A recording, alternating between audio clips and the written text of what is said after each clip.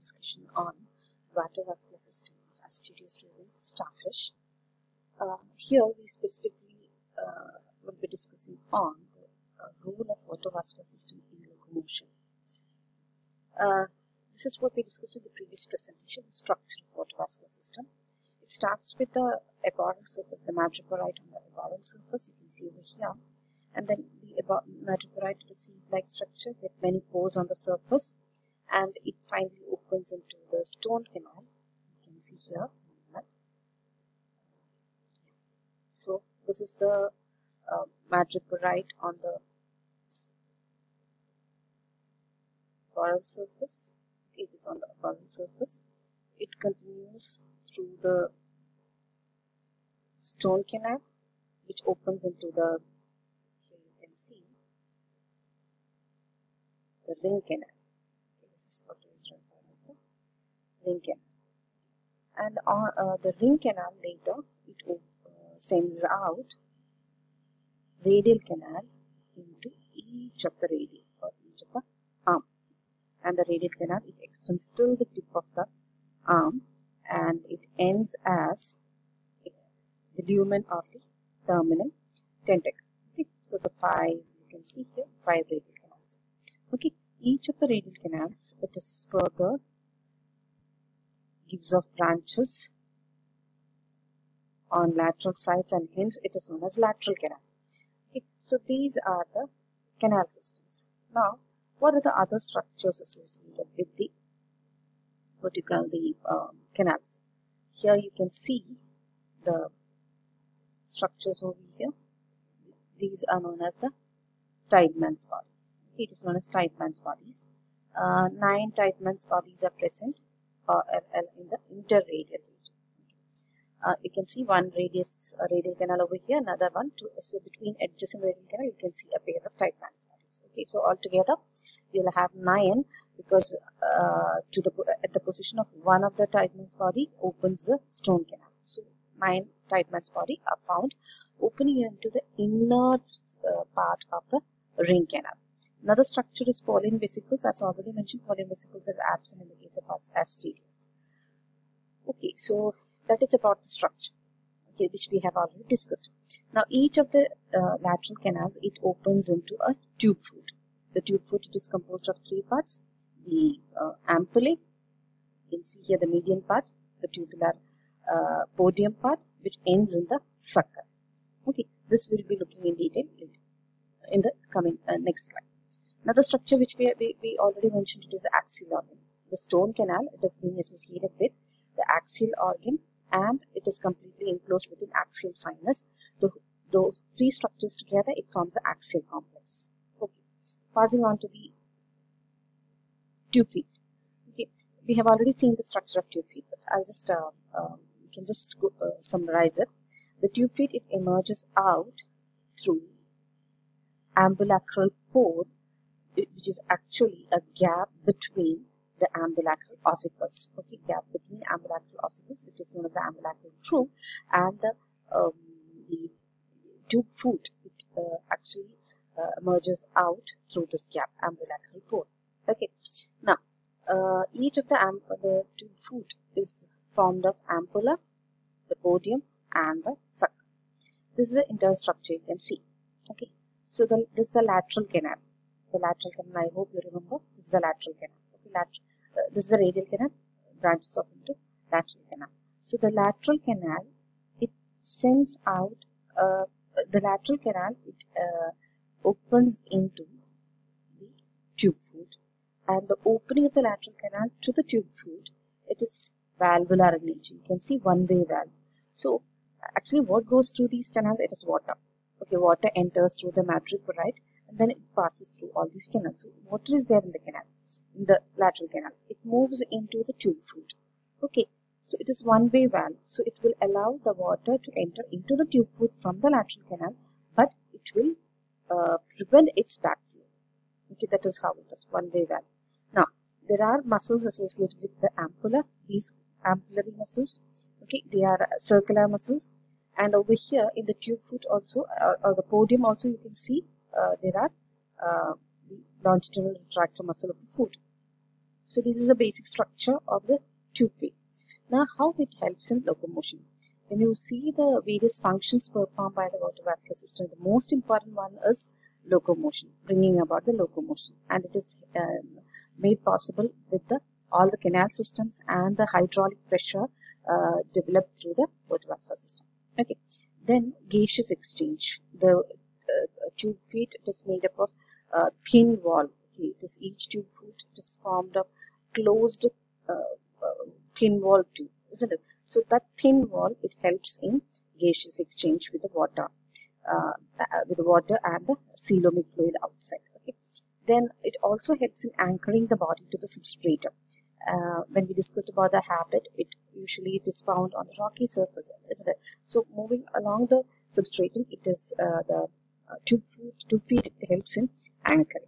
Another is capturing foot. Okay, along with the arms, you can see the tube feet, it helps in capturing as well as the handling of the foot.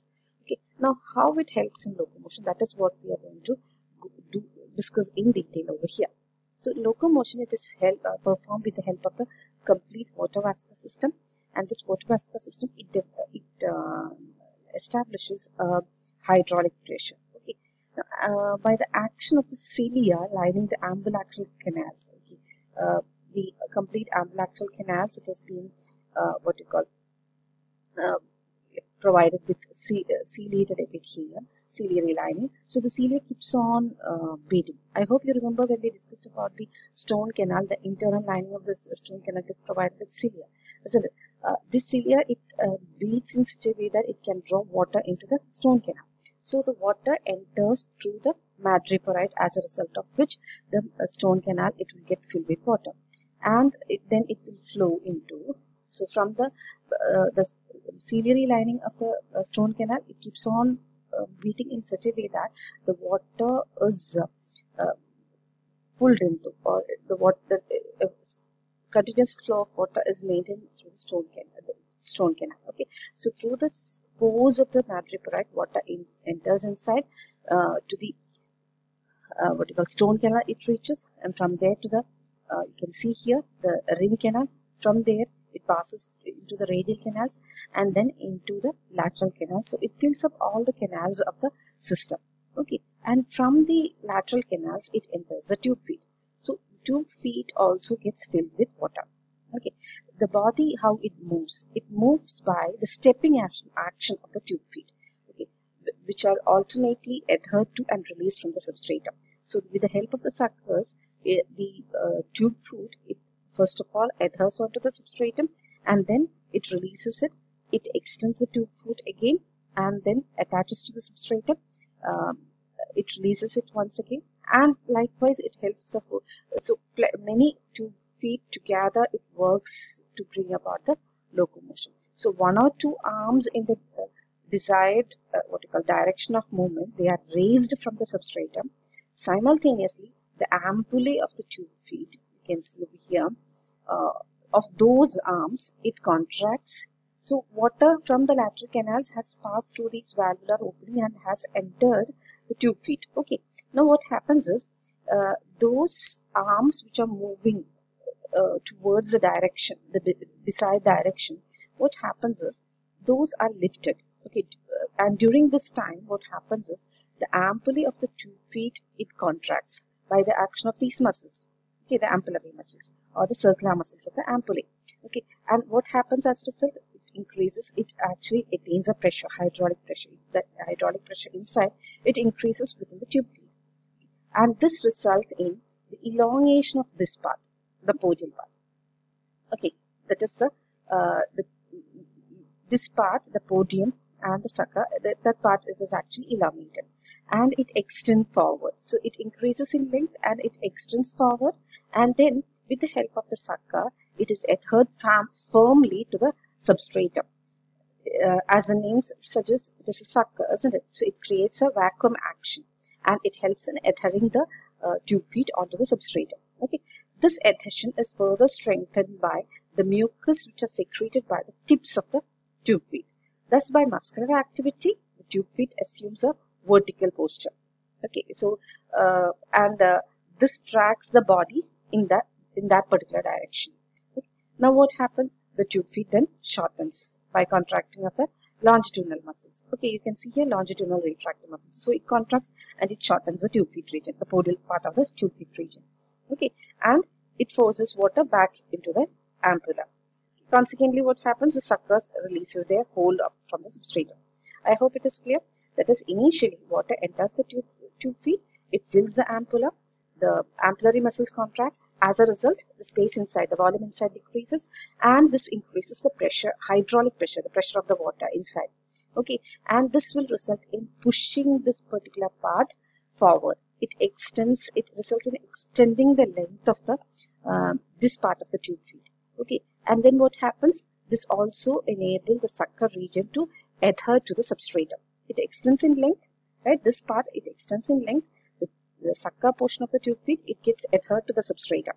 Okay, and this adherence, it is enhanced with the help of the mucus secreted by this part of the by the sucker part of the tube feet.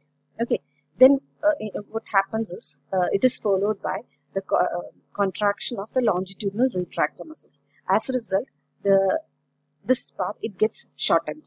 Okay, this is actually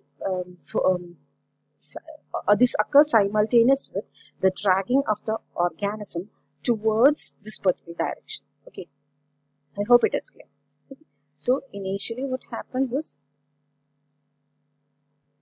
so this is the ampulla, and this is the tube feet and the sucker. This is the length. Okay, fine.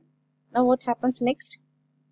The ampulla, the pressure increases, isn't it? Because the muscles contract, and this will increase the length of the podial region.